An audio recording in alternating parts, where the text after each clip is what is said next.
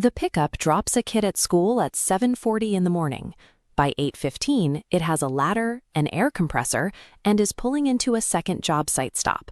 It is one vehicle pulling double duty.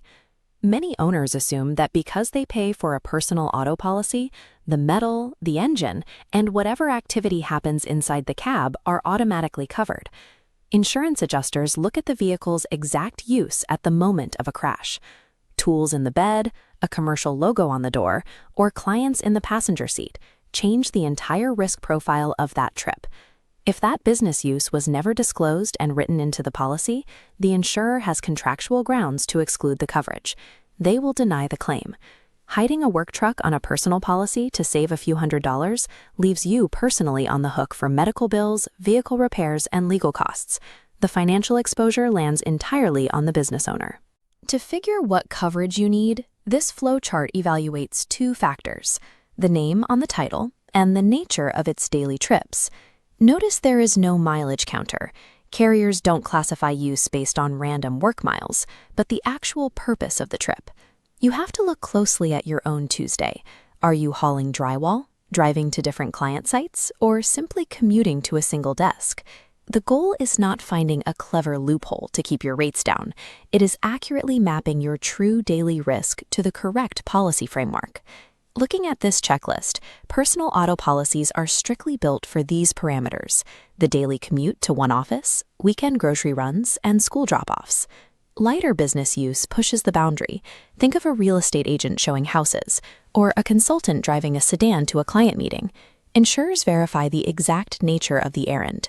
A crash between two client appointments is evaluated as a business-related loss. You can sometimes keep that lighter business activity on a personal policy by adding a business use endorsement. The carrier has to know about the use and explicitly agree to it. Most personal carriers will simply not issue an endorsement for contracting, hauling equipment, or high-volume deliveries.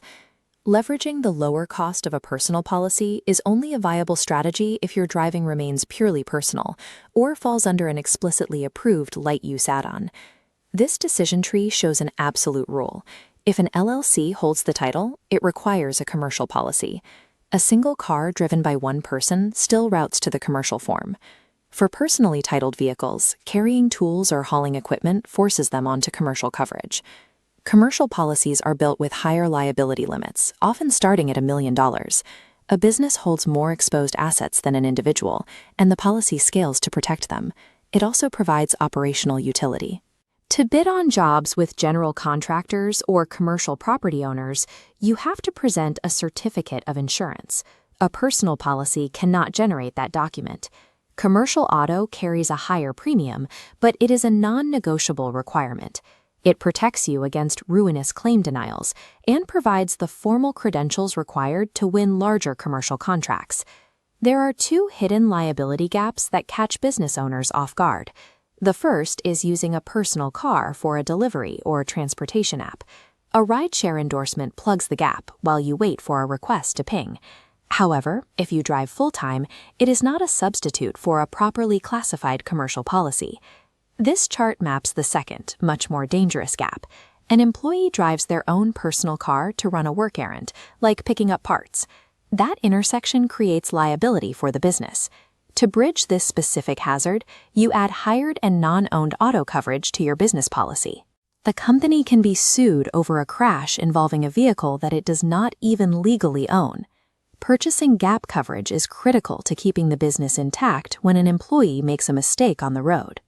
Let's look at this scorecard to evaluate a common driveway setup: a family SUV parked next to a dedicated work truck. You cannot wrap a single personal policy around both of them. Their daily risk profiles are completely distinct. Split the fleet. Safely keep the family SUV on your personal auto policy and move the work truck over to a commercial policy.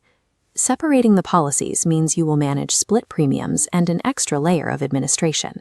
Physically and legally dividing the fleet based on actual use is the only reliable method to completely isolate your personal assets from your business liability. Your final step happens before you sign a contract.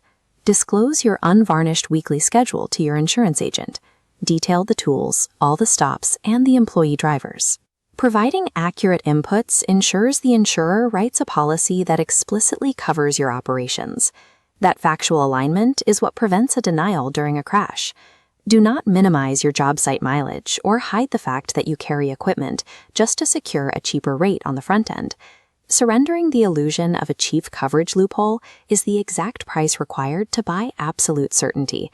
It guarantees your business and your assets are truly protected.